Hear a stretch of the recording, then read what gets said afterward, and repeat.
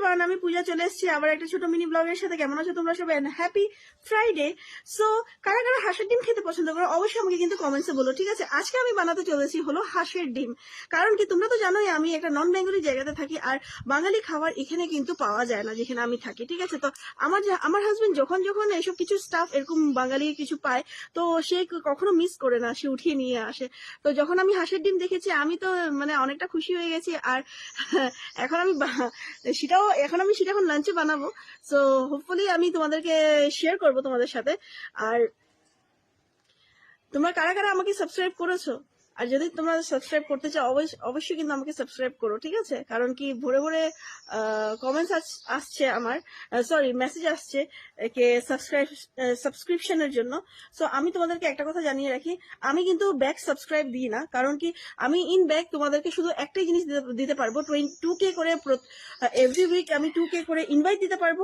আর plus তোমাদের post আমি কিন্তু 10টা 15টা 20টা বা 30টা গ্রুপে কিন্তু আমি শেয়ার করতে পারবো। This is what I can do for you if you subscribe me. Okay okay, এবার বেশি কথা না বাড়িয়ে রান্নাটা দেখাই। হাঁসের ডিমের কারি, একদম সিম্পল, ঠিক আছে? যেমন করে তোমরা ঘরের ডিমের চচ্চড়ি করো সেমন করে আমি করবো হাঁসের ডিমটা। হোপফুলি তোমাদেরও ভালো লাগবে আর একটা ব্লগও হয়ে যাবে। চলো তাহলে দেখাচ্ছি কি করছি না করছি। এই দেখো, এখানে ডিম সিদ্ধ হচ্ছে, হাঁসের ডিমটা সিদ্ধ হচ্ছে। আর ডিমের এক একটা সাইজ দেখো, বাই গড, এক একটা সাইজ দেখো ডিমের, ঠিক আছে? এখানে সিদ্ধ হচ্ছে আর দেখাচ্ছি আগে কেমন করে কি করছি না করছি। আমি এখানে সবকিছু কেটে রেডি করে নিয়েছি, ডিমটাকে ছুলে নিয়েছি, পেঁয়াজ আর টমেটো আর রসুনটা আমি ছুলে কেটে নিয়েছি। এবার রসুনটাকে আমি কিন্তু কুটে দিব। আর এখানে হচ্ছে হলো তেল গরম হচ্ছে, তো এটাতে আমি বানাবো। তো চলো দেখতে থাকো কেমন করে করছি না করছি। আমি এই রেসিপিটাকে কিন্তু মরিচের গুঁড়ো দিয়ে রান্না করব। দিয়ে দিয়েছি হলো কড়াইতে ডিমগুলো ফ্রাই করার জন্য। ডিমগুলো ফ্রাই হচ্ছে, সাথে থাকো দেখতে থাকো কেমন করে করছি না করছি। তো কেটে রাখা সব জিনিসগুলো আমি এখানে দিয়ে দিয়েছি। দেখো, মরিচ, সরি মরিচ না, আমি তো গুঁড়ো মরিচ দিব, পেঁয়াজ টমেটো আর কুটে রাখা রসুন। দেখো, একটু তেলের পরিমাণটা একটু বেশি করে দিয়েছি।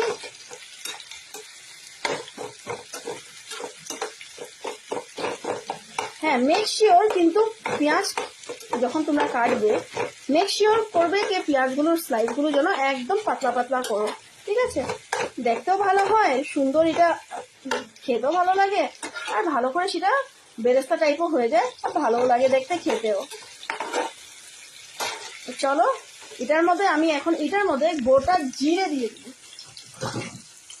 আমি কিন্তু জিরে পিষে দিব না, ঠিক আছে? আমি গোটা জিরে, দেখো তোমাদের সামনেই আমি গোটা জিরে দিয়ে দিয়েছি, ঠিক আছে?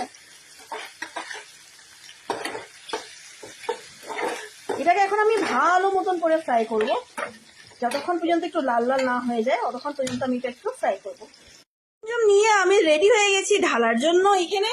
তো দেখো, এটা দেখেছো ফ্রাই হয়ে এসছে। এটাতে এখন আমি অ্যাড করব, প্রথমে অ্যাড করব আমি এটাতে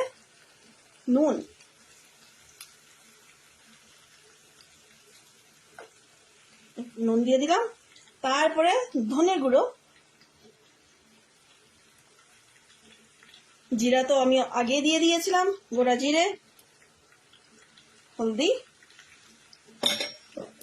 এবার ঢালবো আমি রেড মির্চ পাউডার।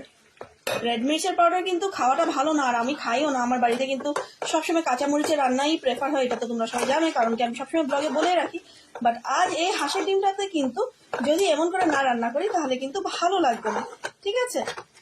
তো চলো সাথে থাকো দেখতে থাকো। হ্যাঁ, আমার ইচ্ছে আছে আজকে আমি এটাতে জল অ্যাড করবো না, আমি বিনা জল দিয়েই কিন্তু এটাকে বানাবো। Let's see how it's look and how it's taste. তো চলো, আমি এটাতে জল অ্যাড করবো না, হোপফুলি আমার ইচ্ছে আছে আমি জল অ্যাড করবো না। এখন দেখি খাওয়ার পরে কিরকম লাগে। আমি ভেজে রাখা ডিমগুলোকে একের পর এক দিয়ে দিব। আমি জল ঢালবো না, ঠিক আছে? আমি শুধু এমন করে ব্যাপারটাকে রাখবো।